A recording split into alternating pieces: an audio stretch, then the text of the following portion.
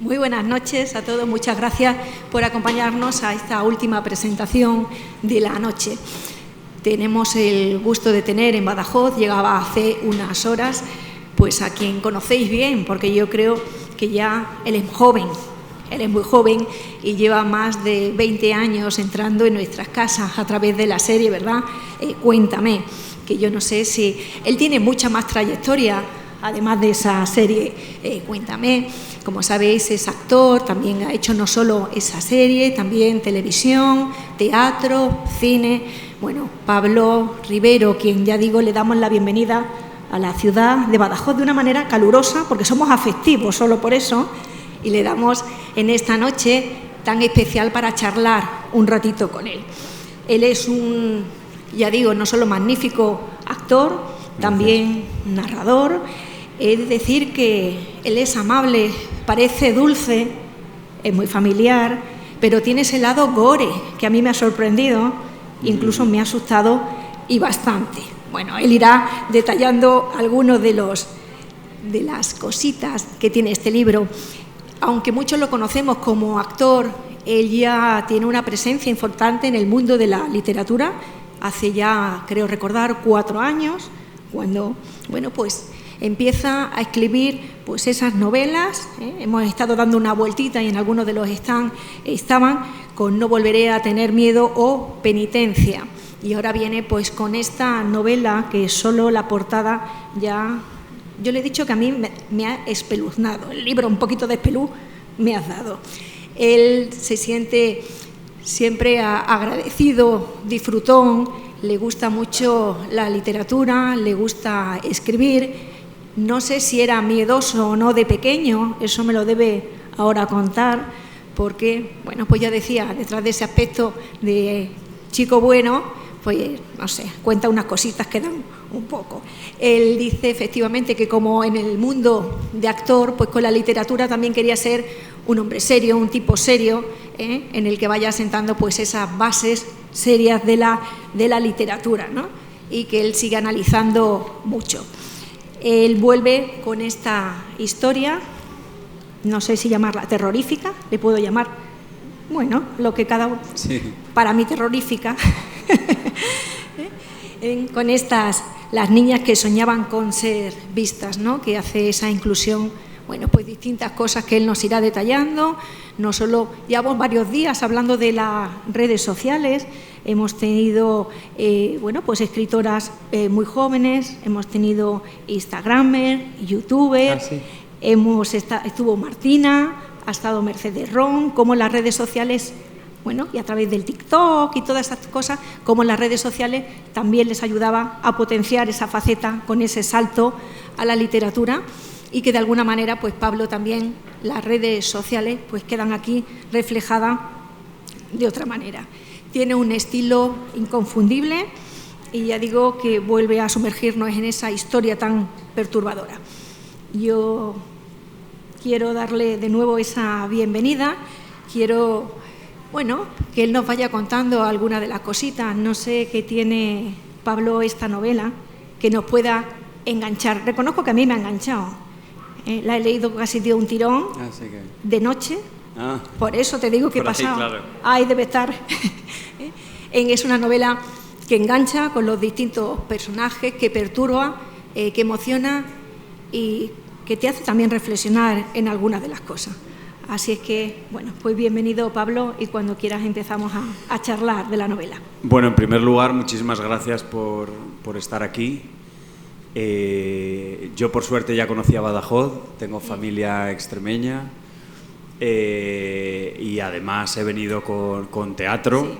He disfrutado mucho aquí, lo que pasa es que bueno, las giras de teatro muchas veces ves las cosas así un poco por encima, ¿no?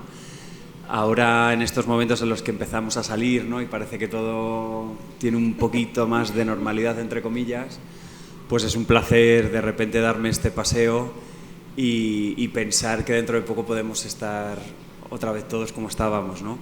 Me da mucho aire y mucha energía y mucha alegría encontrarme con la gente y saber que podemos retomar un poco el contacto, por lo menos, aunque sea a través de las mascarillas y todo eso, pero bueno, que es un placer y y un privilegio estar aquí hablando de mi libro y que haya gente que quiera leerlo y que me queráis escuchar. A ver, ¿qué te cuento del libro? Bueno, empieza por... Bueno, al ¿Un final, poco lo del estilo? Cuenta un poco lo del estilo, que a mí me ha sorprendido efectivamente ese estilo, bueno, a ver, oscuro. Es que toda mi cultura audiovisual, cinematográfica, los libros que yo he leído cuando era pequeño, las historias que normalmente me atrapan y que llaman mi atención, llámame raro o turbio o lo que sea, pero suelen ser hechos reales o cosas muy turbias o cosas que me dan miedo porque son cosas que me impactan, luego me mueven. Yo con la literatura lo que intento es mover de alguna manera al lector, que le ocurra algo, que le suceda algo.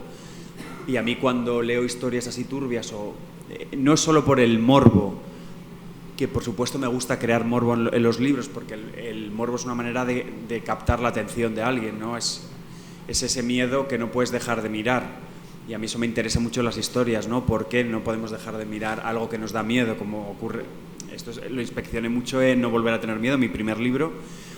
Y sobre todo porque creo que detrás de todas estas historias terribles hay mucha psicología, ¿no? Que hay detrás de una mentalidad o de una persona normal, que como hacía mucho Hitchcock en sus películas, una persona normal que por una serie de circunstancias acaba metido en una situación terrible, ¿no? Eso es mucho penitencia, mi segundo libro. Y en Las niñas que soñaban con ser vistas he querido centrarme más en la perturbación, o sea, aquí lo describo muy bien, digo... No, es que hay una frase que me gusta mucho y digo... Mira, la perversión moral es... Es que no veo nada. Las niñas que soñaban con ser vistas nos adentran en el mundo de la publicidad y los peligros de la sobreexposición en las redes sociales. Esta es cuando se unen la perversión moral con las ganas de ser visto. Aquí quería hablar mucho de la perversión moral, porque en mis anteriores libros hablaba mucho de las circunstancias, de cuando, el primero era un parricidio, cuando tú ves las noticias, cualquier parricidio y cosas terribles, yo quiero pensar que normalmente tienen que ver por una emoción muy fuerte, tienen que ver con las carencias afectivas, con dependencias y con cosas muy fuertes, ¿no? Y entonces eso me daba mucho pie a hablar de la psicología y de cómo nos relacionamos y qué ocurre en una familia para que suceda algo tan terrible. Y sin embargo aquí es la perversión moral, o sea, no quería hablar de las causas que te llevan a hacer algo, porque no siempre hay causas, en el mundo también existe maldad, ¿no? Entonces hay causas por las que terminas haciendo cosas terribles, pero también hay gente que se divierte haciendo cosas terribles, y eso sí que da miedo, y eso es lo que a mí me daba miedo por las noches. Esto, yo investigué muchos casos de los 90 muy famosos aquí en España, y en muchos foros, en muchas páginas que se dedican a investigar y a crear teorías paralelas y conspiratorias y demás. Yo no digo que sean verdad o no, pero muchos de ellos hacían como una especie de esquema en el que unían estos casos y hacían una comparativa con la situación política. Entonces empezaban a decir, ocurrió este suceso terrible. Pensaba que me estaba llamando. Cállese, digo, bueno. Bueno, ocurría una serie de cosas muy terribles y en paralelo pues hacían como cuando ocurría esto, tal político le quitaron, cuando no sé quién, la hija de no sé cuántos desapareció. Entonces hacían una serie de paralelismos como cómo enfocaban esos hechos tan terribles con la sociedad, con la gente más importante económicamente y políticamente, ¿no? Esta teoría se ha tratado también mucho en el cine. Ahora hay una serie que se llama El Inocente en Netflix, que también habla de la perversión moral y demás. Bueno, a mí todo eso me dio mucho miedo y me dio como unas claves para empezar a investigar y para crear esta historia con un telón de fondo. Transcurre en Bilbao, pero el telón de fondo es el mundo de la publicidad, de los grandes inversores, de la gente más poderosa del país, que tiene una relación muy directa con el gran jefe de una agencia de publicidad que se dedica básicamente a captar niñas que no saben que se mueren por anunciar un producto en las redes sociales, sin saber que su red social al final se va a convertir en un catálogo y que ellas van a anunciar un producto, pero que no saben que el producto realmente son ellas, ¿no? Aquí hablo un poco de la fragilidad, primero, de los adolescentes. Yo he sido adolescente, me he creído el rey del mundo y era más pavo que nada, ¿no? Cuando eres adolescente, aunque pienses que lo sabes todo, por desgracia no te puedes ni imaginar los ojos que te están mirando y con qué punto de vista, ¿no? Por desgracia. Y en las redes sociales realmente tú no sabes, cuando está en abierto, cuando lo tienes público, no sabes quién te está viendo y con qué objetivos, ¿no? Y a mí eso sí me da miedo. Aquí cuentan la historia de Laura, ¿no? De esas 2 historias, incluso 3, ¿no? Porque van apareciendo muchos personajes en el libro, pero él hablaba, pues efectivamente, ¿no? de esas niñas, en este caso una niña que podría ser un chico, sí, expuesto a las redes sociales y al no saber quién hay detrás, ¿no? Esas historias paralelas o cómo influye, pues, la historia de Laura, de una desaparición, con la historia de uno de los personajes, ¿no? de Pablo, cómo esas 2 historias pueden irse o no entrelazando. Este es un aviso también, esta novela tuya, para los jóvenes, para decir cuidado con lo que hay, o a los mayores, ponernos con esos ojos que tú decías de disquisición moral. Bueno, yo realmente no es que quiera dar un aviso o quiera... Realmente yo hablo de las cosas que me impactan, que me dan miedo y que observo y que de alguna manera me preocupan, ¿no? Yo creo que siempre lo digo, pero creo que la novela negra muchas veces se infravalora porque parece que es género vacío o efectismos o una serie de clichés de los personajes típicos de la novela negra que se repiten y que no hay nada más de fondo, ¿no? Y creo que la novela negra es un buen vehículo para hablar y hacer una buena crítica social.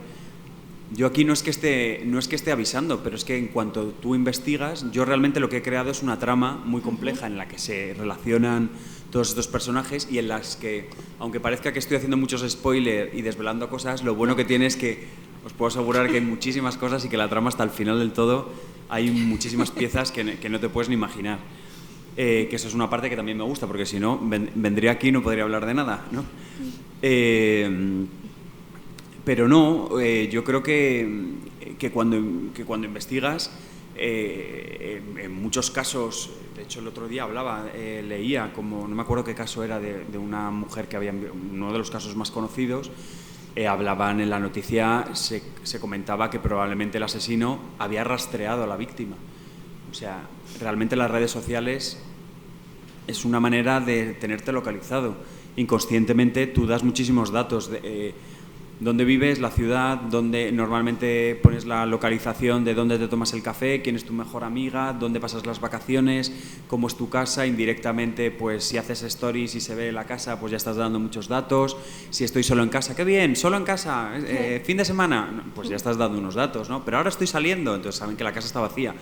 O sea, hay una serie de cosas que, salvo que mientas, que muchas veces no pones todo en el momento, inconscientemente y sin darte cuenta, sobre todo un adolescente, estás dando muchos datos, ¿no? Y el problema es que muchas veces se sexualizan mucho las redes sociales. Y eso tiene que ver, esto pone muy enfermo al dueño de esta agencia de publicidad, que está acostumbrado a tener el mando y ve cómo una serie de instagramers tienen más poder que él, y es un poder que responde a bases más bien sexuales, que es lo que mueve el dinero, por desgracia, muchas veces, más que creativas, ¿no? Ahí está un poco la crítica también y un poco el punto de inflexión y para pensar, ¿no?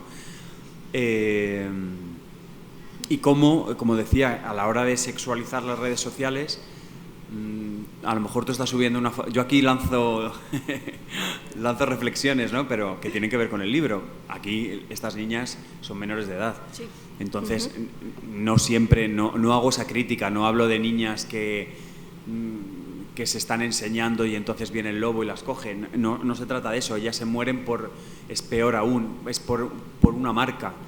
Parece que si una agencia de publicidad se fija en ellas, invierte en ellas y quieren que anuncien su producto, para ellas eso es un triunfo, ¿no? Al final es una manera también de capitalismo, ¿no? Pero a lo mejor pues dentro de mis terrores pues está que tú muchas veces pones una foto sexy o para gustar, que a lo mejor tú tienes en mente a quién quieres gustar, o el perfil que que estás esperando que te escriba o que comente, pero a lo mejor tú estás llamando la atención de otro perfil que es el que puede ir a por ti, ¿no? No quiero meter miedo, yo estoy hablando desde el punto de vista de un autor de novela negra, y cuando yo me fijo en cosas que me pueden inspirar una trama y a la hora de desarrollarla, ¿no? Me parece que eso es muy terrorífico. O sea, yo el terror que decías siempre intento basarlo en las cosas que me dan miedo, que son las cosas que realmente pueden ocurrir. Y como padre también te ha podido afectar, es decir, ¿qué podemos dejar a nuestros hijos? Este mundo efectivamente de las redes, ¿no? Alertar de los peligros, simplemente. El libro no solo va de los peligros de las redes sociales, ¿no? Mi hijo es muy pequeño, entonces lo del tema de las redes sociales me queda lejanísimo. Lo que tengo muy claro es que no voy a exponer a mi hijo en las redes sociales, no porque sea una persona pública, sino por respeto. O sea, porque mi hijo, yo no sé si el día de mañana me va a decir: ¿por qué, papá, pusiste todas esas fotos, no? O sé lo que es el ciberbullying y el bullying, y sé de cuando era pequeño que un detalle tonto te perseguía toda la vida en el colegio, ¿no? Un mote, o sea, a lo mejor una foto o un vídeo que a un padre le parece muy gracioso, a lo mejor a ese niño en su clase es un cachondeo de por vida, ¿no? O sea, quiero decir que esas cosas yo no me las he planteado, pero de momento igual luego crece, pero son cosas que creo que hay que poner atención. Como digo en la dedicatoria, por suerte o por desgracia, mi hijo es chico, creo que ya tiene mucho ganado. Yo tengo que ponerle atención en darle una educación para que respete a todas esas chicas y las trate mejor que a él. Pero, por desgracia, aquí centro en las chicas porque creo que es una realidad, que son mucho más vulnerables, ¿no? Con 14 años, como estas protagonistas. Esa protagonista que efectivamente se encuentra, pues quién hay detrás, esas campañas publicitarias, es decir, que ese capítulo que analizas de las marcas, de cómo una agencia de publicidad ha podido, a lo mejor, en este caso con chicas, de manera inconsciente, le ofrecen ese producto, y cómo, pues también nos hace ver con otros ojos las fotos que algunas veces subimos a Instagram y no caemos, ¿no? Como ese análisis ha sido haciendo para luego llegar a esa trama, ¿no? A esa trama que también que descoloca mucho al personaje que va investigando. No quiero desvelar mucho, ¿no? A Pablo. No, luego hay más historia. No, sí, realmente, hombre, tampoco yo quiero aterrorizar, porque no se trata tampoco de dejar de hacer nada o juzgar porque una niña ponga una foto. O sea, yo lo respeto muchísimo, lo que pasa es que me lo llevo a la novela negra. De hecho, la novela trata muchísimos más temas, ¿no? Un Instagram es casi el escaparate, es lo más obvio y lo primero que ves, pero el libro, dentro de la investigación que lleva Pablo, hay un mundo paralelo a la Internet que conocemos, que es la Internet oscura, que es la Deep Web, en la que eso sí que es terrible. O sea, es que se van a morir. O sea, les voy a perturbar el domingo, taparos los... Hay un mundo maravilloso y feliz, por suerte, pero también hay un mundo terrible. Hay una deep web en la que son páginas en las que puedes encontrar de todo. Entonces, que también hay chavales, ¿no? Hay niños pequeños, hay adolescentes y más, claro. Me voy a controlar un poco. Bueno, no, es que no está bien que oigan esto. Bueno, pues hay, por desgracia, hay una serie de páginas de internet en las que pagando dinero virtual, pues puedes conseguir de todo. Y lo voy a dejar ahí. En la novela, está el mundo efectivamente de Laura, de Pablo, y también el en este caso, de los grandes empresarios, ¿no? Ese mundo de poder que aparece ahí invitan a Pablo a una fiesta por un ascenso, ¿no? Claro, es el 30 aniversario de la agencia de publicidad. Él al principio de la novela va a dimitir porque se quieren encargar de su vida, una vida familiar que nunca ha tenido, y cosas de la vida, estas cosas que pasan, ¿no? Que cuanto más te propones una cosa, pues consigues la contraria. Pues justo su jefe, él es vasco, quiere que sea como la imagen de la agencia, que vaya como mano a mano para que le conozcan todos los grandes clientes, que es la gente más importante del país. ¿Por qué elijo a la gente más importante del país? Primero, porque está súper presente en todas estas páginas web en las que analizan muchísimos de los crímenes más turbios del país. Y porque se habla mucho, y esto no es nuevo ni me lo he inventado yo, pues se habla de que la gente con dinero, muchas veces los mega multimillonarios, pues hacen una serie de pactos para favorecerse económicamente o en los negocios. Pactos que son rituales o cosas muy escabrosas como ocurren en el libro. Y luego también hay una vertiente que hay, esto es muy común en la cinematografía de género de terror. Hay muchas películas tipo Hostel en la que gente con muchísimo dinero pues paga por ir de cacería, pero de humanos, o etc, etc, ¿no? Entonces, ahí está la perversión moral de la que hablamos. Es que me da la sensación de que os estoy asustando un poco. Van a decir este pobre. Lo que le habéis leído decís que es verdad, ¿no? Es que por desgracia, yo he estado haciendo entrevistas y profesionales de toda la vida, tipo Teresa Viejo y periodistas muy importantes, me decían, tú sabes que eso es verdad, ¿no? Por eso me daba miedo. Sí, esa vida real es verdad que sorprendente ese otro mundo oscuro de Internet, ¿no? En una novela en lo que a mí me ha parecido que hay personajes, si cuento mucho me callas, en que los buenos no son tan buenos ni los malos tan malos, ¿no? Sí van cambiando esos caracteres de esa manera de sorprender, o cómo la vida quizás a uno le tiene que cambiar. Bueno, es que eso es un común denominador de mis 3 libros. Yo creo que el hecho de que yo sea actor me da como ciertas cualidades como para profundizar en los personajes. Por eso decía que muchas veces la novela negra está muy bien escrita, pero se favorecen de los tópicos, o sea, de la policía de 40 años divorciada o que ha perdido a su hijo, que es muy sexy, pero mete mucha caña, pero se acaba enamorando del chavalito en prácticas, con el periodista o la periodista que le da mucha la tabarra, pero al final le ayuda, aunque ha parecido sospechoso. Luego está la gran jueza que le dice que no, porque tiene como vínculos con los políticos y tienen... O sea, suele responder a eso. Entonces, como yo leo mucho y veo mucho, intento escribir libros que no haya leído y que, aunque haya cosas que me suenen, porque es imposible inventarte una historia porque todo está ya trabajado, pero por lo menos darle una profundidad o una diferencia que tenga sentido porque la cuento yo y no la cuenta otro, ¿no? Entonces, por eso, como yo soy actor, cuando trabajas como actor, una cosa que para mí es imprescindible es que los personajes sean reales. Y un personaje para mí que sea real es que tenga matices. Y eso quiere decir que el bueno no es bueno todo el tiempo y que el malo no es un cabrón todo el tiempo, que normalmente el malo es malo por una serie de circunstancias o porque es perverso, pero ese malo también puede ser muy cariñoso y amoroso con su nieta, por ejemplo. Uy, me has dado un efecto genial. Era por si alguno se había dormido. Y viceversa, ¿no? Ese bueno, ese protagonista que piensas que es idílico, pues a lo mejor tiene una vena o un pasado que le hace ser... Esto en Penitencia era muy evidente. Y en Las niñas, a mí me gusta jugar con eso, ¿no? Que es la base del thriller y del misterio, ¿no? Que no sepas muy bien los personajes, que huelas que les han pasado cosas a lo largo de su vida y que puedan enmascarar otras, y que lo chulo de esa telaraña es que poco a poco se vayan desenmascarando todos y que vayas descubriendo su verdadera naturaleza, que hay muchas sorpresas, la verdad es que sí.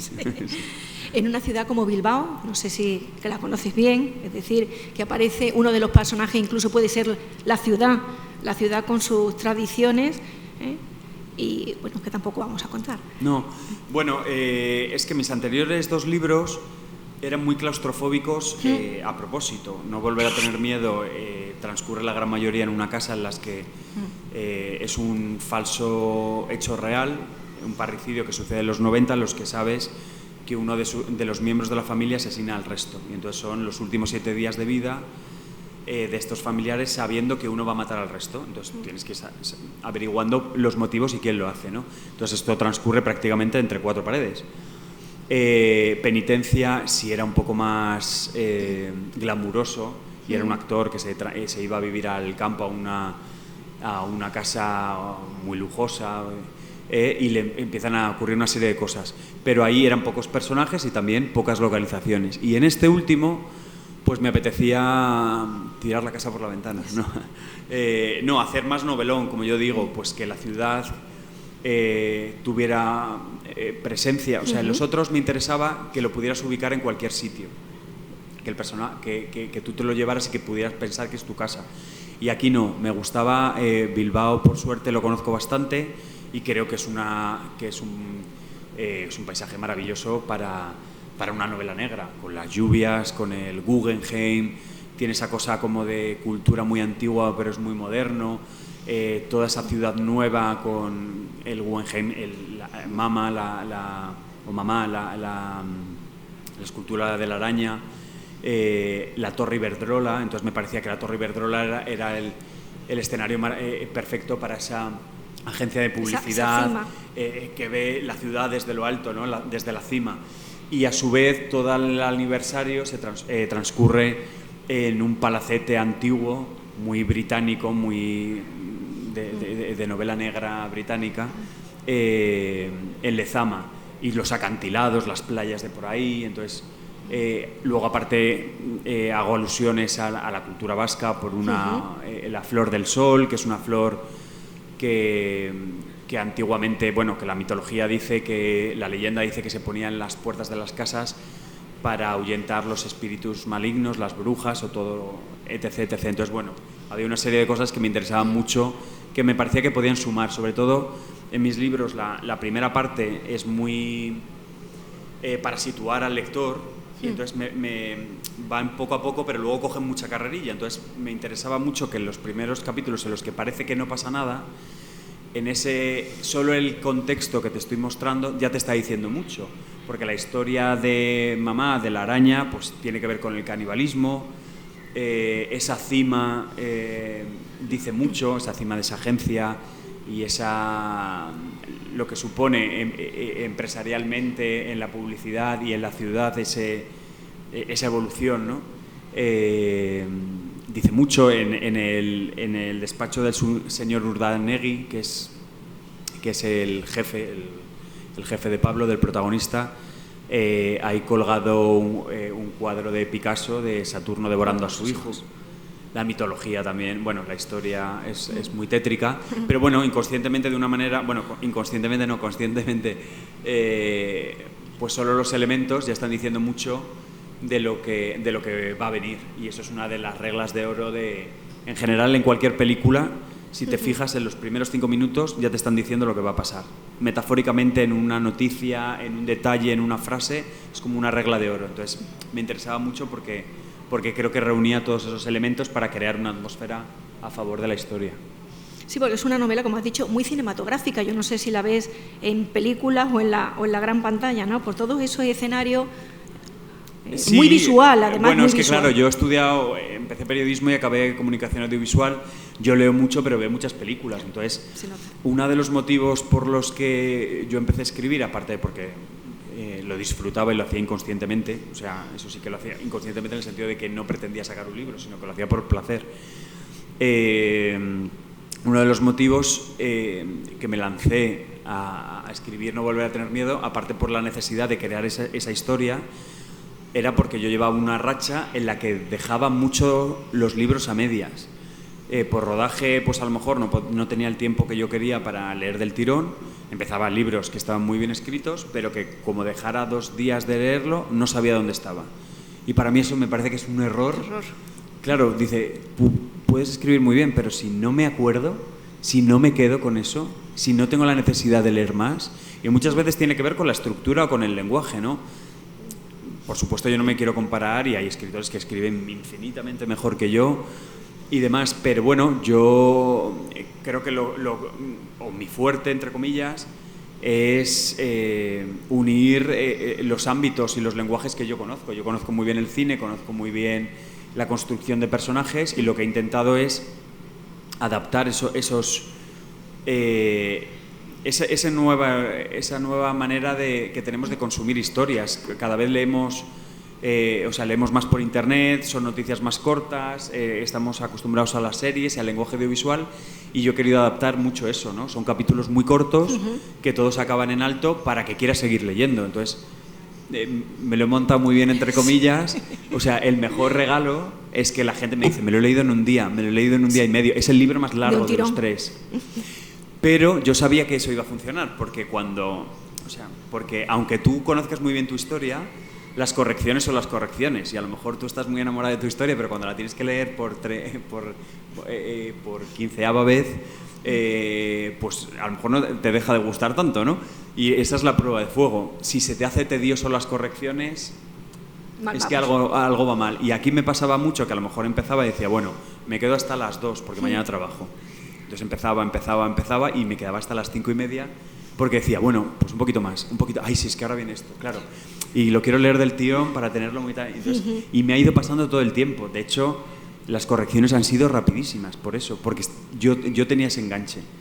Entonces, bueno, si soy capaz de transmitirlo, ojalá los que lo tengáis, ya me contaréis por redes sociales si queréis, por favor. Sí, engancha con el truco este de los capítulos cortos y para ver qué personaje. Bueno, y te va enganchando, ¿eh? Gracias. Sí. No son cortos porque sí. O sea, quiero decir, también tiene que ver con que a veces contamos de más y a veces hay mucha paja y hay mucho rollo y no se va a la esencia, y entonces para mí menos es más. O sea, quiero decir, para mí los capítulos, por supuesto, yo escribo literatura y no guiones porque me permite enrollarme un poco más, disfrutar más. Los guiones son mucho más esquemáticos y a mí me gustan los personajes y los diálogos, y te estoy contando esta situación, pero te estoy contando que mientras yo estoy hablando tú te estás acordando de tu primo, que te recuerdo, ese primo que vivía en no sé dónde, y a lo mejor son 5 líneas, pero a mí hay una parte creativa que es la que disfruto, ¿no? Pero creo que tiene que ver el que sean cortos con concretar y con saber qué quiero contar en cada capítulo y qué le ocurre a ese personaje, y eso tiene que ver, una vez más, pues con mi capacidad, o sea, con mi trabajo como actor y como periodista, entre comillas. Al final, ser periodista es mucho captar la idea, ¿no? El mensaje, transmitirlo y concretar, ¿no? De un texto muy grande, sacar la esencia. Y en mis libros intento que dentro de toda la parafernalia que se crea alrededor de la historia, que te enganche esa esencia, ¿no? Porque si no, a veces estás leyendo en vacío y dices, bueno, ya, pero ¿qué me quieres contar? ¿Pero esto de qué va? O este personaje, vale, sí, he visto tal, pero ¿desde dónde me lo cuentas, no? ¿Qué punto de vista? O sea, no sé, a mí me gusta mucho dar libertad al lector para que cree. O sea, no le digo lo que tiene que sentir o pensar. Y me gustan los finales abiertos, entre comillas. O sea, que haya una parte en la que no esté explicado del todo y que tú tengas una interpretación y que digas, bueno, pero yo aquí creo que tal. Por supuesto, los interrogantes importantes están explicados. Pero creo que la esencia tiene que estar siempre, porque si no, a veces yo leo cosas que digo, ya, pero... No me trae. Claro, o bueno, sí, pero es que esto es me leo la noticia en el periódico, ¿no? O sea, ¿por qué me cuentas esto?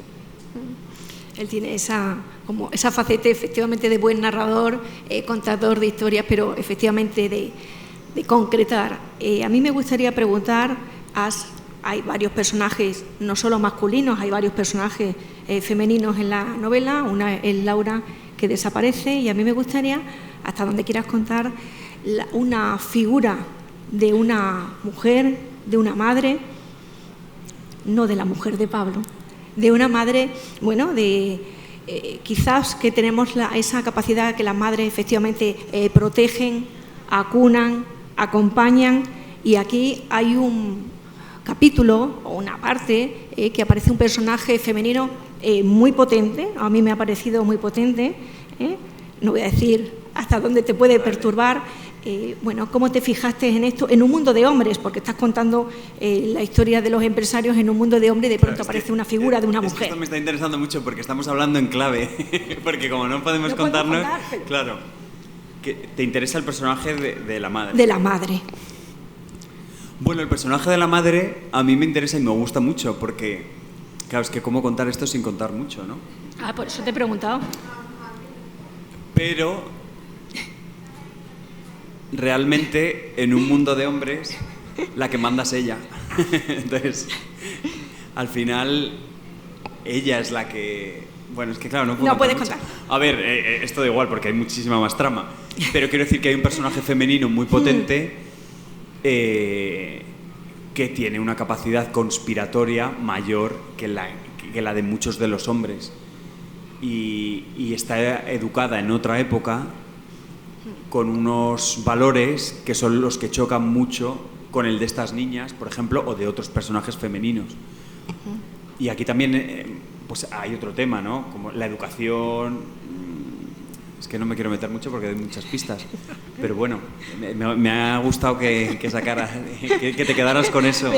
Porque claro, parece que pasa desapercibido porque la historia está mucho en el otro lado. Sí. Pero sí, es el gran personaje. A mí me ha parecido gran personaje y te quedas con ganas de saber más, ¿no? Él habla de esos finales abiertos generales de su novela, efectivamente son esos personajes, a lo mejor te fijas en el mundo empresarial, en ese mundo oscuro, en ese mundo de Internet, de la otra Internet, que yo hay una parte que desconocía, pero de pronto yo creo que ese personaje, que no sé si lo recuperarás en otra novela o cogerás alguna característica, porque creo que tiene... Exactamente, tiene un poder brutal. Sí, es con el que te quedas, ¿no? Sí. Qué guay. Bueno, pues perdón, que vamos a hablar. Si queréis hacer una pregunta, que nosotros nos ponemos, los que hayáis leído la novela, si queréis preguntar, porque si no nosotros... Los que no hayáis leído la novela también podéis preguntar. Sí, hay muchos que la han comprado esta tarde, que les he visto. Tengo 3. No volver a tener miedo era la primera, Penitencia es la segunda y esta tercera es Las niñas que soñaban con ser vistas. ¿Lo de? Cuéntame, lo escribe un equipo de guionistas. Yo reescribo mucho, reescribimos todos. O sea, quiero decir que luego, primero que llevamos mucho tiempo, pero a veces los guiones van más rápido de lo que se espera y hay mucho trabajo, hay lecturas de guión y todos intentamos que haya como una unidad y a veces reescribimos cosas. Pero vamos, reescribes frases, no reescribo un guión, obviamente, o sea, esos son los guionistas. Él ya le hemos hecho la invitación para que escriba la película de la novela y para que se fije en algunos de los personajes, ¿no? ¿Qué tiene de esta novela? Tú has hablado de esa pasión tuya por la novela negra, por esa investigación como periodista de esos bajofondos posiblemente, pero ¿qué tiene de Pablo Rivero los personajes de esta novela? ¿Qué tienen de mí? ¿Qué tienen de ti? Pues todo, es que al final yo creo que... Es que si los personajes no tuvieran nada mío, algo estaría haciendo mal, ¿no? Por eso decía, ¿no?, que yo a veces veo personajes muy estereotipados, muy bien escritos, pero un poco vacíos, entre comillas, que funcionan. Yo, a la hora de... Por ejemplo, el personaje principal es Pablo. Pablo es muy yo, no tiene que ver que sea yo, porque sus circunstancias y su vida familiar, entorno y demás no tiene nada que ver con el mío. Pero esa investigación y esa manera en la que él vive los acontecimientos que va descubriendo, yo sí la conozco. O sea, yo creo que para meterte de lleno en las vivencias o los sentimientos de los personajes, tú tienes que haberlos conocido de alguna manera, porque si no, muy rara vez, o eres muy bueno o copias mucho, o si no, no puedes profundizar. Por eso hay una regla en televisión, ahora se hacen más, pero hace unos años... en las series los adolescentes siempre eran gente de 20 años y todos decíamos, pues si tiene 20 años, ¿por qué pues porque una persona de 20 años tiene la distancia para encarar y profundizar en algo que a lo mejor un adolescente lo está viviendo en ese momento. Esto tiene que ver mucho también cuando encaras un trabajo así, ¿no? Yo encaro a los personajes con miedos, con vivencias, con las pasiones, con bueno, la vida familiar que quiere tener Pablo. Y sobre todo la manera en la que él lo vive por otros aspectos y otras vivencias que ha tenido que por suerte yo no he tenido en mi vida, pero sí la manera de sufrir la desaparición de esta niña, de cuando descubre que está muerta, de cómo le afectan los hechos. Pues eso tiene que ver mucho conmigo, ¿no? En cómo yo he pasado noches en vela y he llorado con muchos hechos reales y he pensado en los familiares, y para mí Está Jaime, el personaje que es el hermano de la niña desaparecida. Para mí es un homenaje a toda esta gente que por desgracia ha perdido un familiar y no ha vuelto a saber nada de ellos, ¿no? No sé, todos tienen... Y luego, pues por ejemplo, los personajes más perversos, pues tienen mucho de mí en el sentido de que yo soy muy malo. No, no, en la parte divertida, ¿no? En la parte... Todos tienen que tener algo... El humor... es que si no tienen parte de ti, yo me aburriría muchísimo, ¿no? Bueno, pues ya descubrimos esa parte un poquito solo oscura de Pablo como del libro. No podemos hablar mucho más porque vamos a hacer un spoiler y me mataría, no volveríamos nunca a poder traerlo a Badajoz. Yo sí quiero, Pablo, que aproveches para adelantarnos en qué proyecto andas ahora metido, en qué no solo teatral o de series, lo que nos ha afectado la muerte de Cuéntame.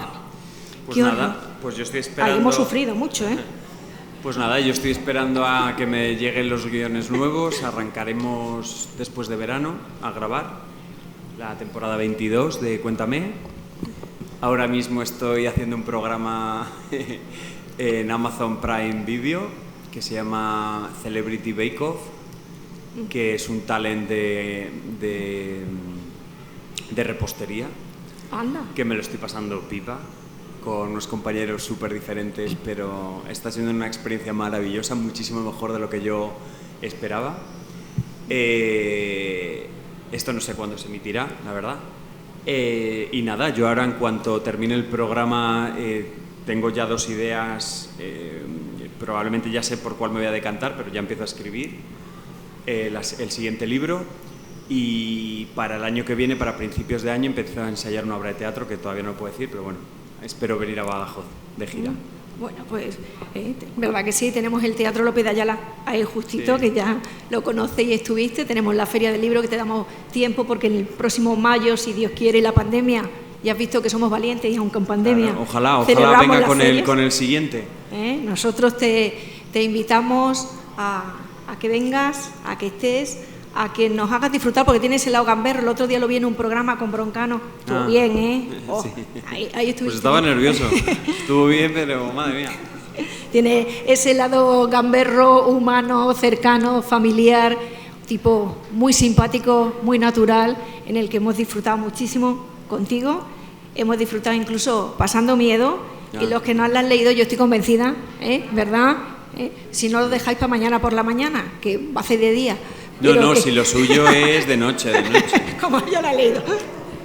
Yo me pasaba miedo escribiéndolo. Claro. Yo en mi casa tengo un ventanal que veo el campo, entonces de noche es todo negro. Se mueve todo. Y con el flexo, justo detrás tengo el pasillo, entonces claro, dejaba la puerta abierta y lo que veía era como el pasillo hacia mi espalda a oscuras, y cada 2 por 3 iba haciendo así como... Cerraba la puerta y ya era como de luego sal... Lo que nos protege es las puertas cerradas o echarte la manta por encima, te protege de los malos siempre. Ya cuando eres mayor. Bueno, no sé si queréis alguna pregunta. Sí. De los libros que has hecho, ¿cuál es tu favorito? Bueno, me cuesta mucho, va por rachas, me cuesta mucho elegir. Yo tengo predilección por el primero, por No volver a tener miedo, porque esos personajes, ese libro estuve como 8 años trabajándolo. Y es un libro que yo creo que no es el menos agradecido, es el más indie, el más independiente. Entonces, no todo el mundo lo encaja muy bien, en el sentido de que los personajes, al final, es una familia desestructurada totalmente, con una situación familiar terrible, y al final hablo de un parricidio y de unas cosas que, por desgracia, están muy a la orden del día. Entonces, es un libro muy angustiante. En el sentido es muy psicológico, y a mí le tengo mucha predilección porque me duelen mucho esos personajes. Estos son más género, son más disfrutones, aunque pases miedo, estás viajando, los personajes, todas las tramas son más... El otro es más claustrofóbico, entonces me dan como mucha penita esos personajes. No sé, pero estoy muy satisfecho, creo que se ve más la evolución y es más, como yo digo, más novelón. Y lo disfruta mucho, no sé, es que y Penitencia creo que es un bombón porque es muy redondo y no te esperas nada de lo que ocurre. En Penitencia creo que es muy sorprendente. Bueno, no sé. Al final los tres. Tú puedes elegir, ¿tú tienes hijos? Y a ver, ¿a quién quieres más? ¿A que no puedes elegir? Pues a mí me pasa igual. Estoy ahí. No, puedes leerlo independientemente. Pero si los vas a leer, mejor lee No volver a tener miedo y este seguido. Porque hay algún personaje que aparece. No es indispensable. Si no lo has leído, da igual. De hecho, hay gente que leyó No volver a tener miedo hace 4 años o 5 años y ni siquiera ha caído. Porque ya ha pasado tanto tiempo, entonces no pasa nada. Pero si lo lees, te hace mucha gracia. Porque realmente cuando tú lees el primero, la pregunta es ¿qué pasa después, no? Y hay una cosa como de ¿y este personaje cómo continúa la vida, no? Y aquí se ve cómo continúa. No. Es otra historia, pero en esa historia aparece en algún momento ese personaje de la primera.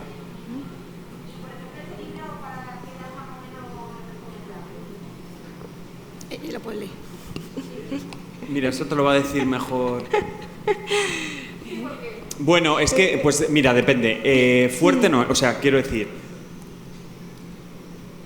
tiene violencia, pero es como si ves una película de terror. Entonces, pues depende de lo que vean tus hijos. Quiero decir, no hay sexo, creo, ¿no? Es muy turbio, pero es como una película de terror. O sea, pues que te da miedo y te da impresión y te abre los ojos ante determinados temas. Entonces, fíjate, me parece más fuerte el primero. El primero me parece más fuerte, porque al final es una familia y las cosas en familias son más turbias. Este es más peliculero, entonces es fuerte, pero al final es una película de terror. O un thriller. Una niña de 13 o 14 años no hay problema, no puede leer. Yo el primero a una niña de 13 14 años no se lo dejaba. Este, si no es muy miedosa... Ahí. O sea, si tú ves una película de miedo o una serie de ciencia ficción y demás, lo puedes leer. Y el segundo también, Penitencia también se puede leer perfectamente. El primero es que es más escabroso. A mí es más escabroso. Porque es una familia. Pero bueno, que también, o sea, que hay gente que a mí me han venido, gente que lo habían leído sus hijos. O sea, que también depende de lo que vean tus hijos.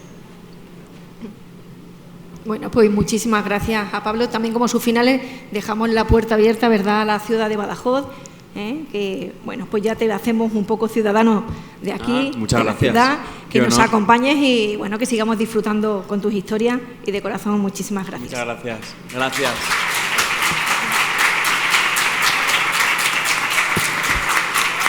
Muchas gracias.